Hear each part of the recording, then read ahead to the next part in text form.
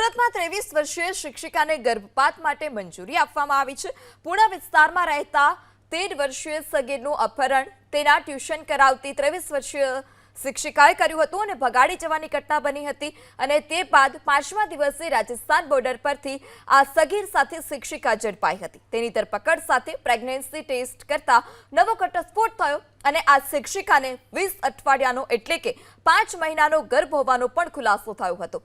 જે બાદ શિક્ષિકાએ ગર્ભપાત માટે કોર્ટમાં અરજી કરતા કોર્ટે ગાયનેક ડોક્ટરના અભિપ્રાય બાદ ગર્ભપાતની મંજૂરી આપી છે। કોર્ટે એક સપ્તાહમાં હોસ્પિટલના સુપ્રિન્ટેન્ડન્ટને તમામ મેડિકલ કાળજીની સાથે ગર્ભપાત કરાવવા કહ્યું। જો કે ડીએનએ પરીક્ષણ માટે ગર્ભને સાચવવા પણ એજન્સીને આદેશ કરાયો છે। હવે ગર્ભનું ડીએનએ પણ થશે। સુરતમાં 23 વર્ષીય શિક્ષિકાને ગર્ભપાત માટે મંજૂરી આપવામાં આવી છે। પૂર્ણ વિસ્તારમાં રહેતા 13 વર્ષીય સગીરનું અપહરણ તેના ટ્યુશન કરાવતી 23 વર્ષીય શિક્ષિકાએ કર્યું હતું અને ભગાડી જવાની ઘટના બની હતી અને તે બાદ 5મા દિવસે રાજસ્થાન બોર્ડર પરથી આ સગીર સાથે શિક્ષિકા ઝડપાઈ હતી।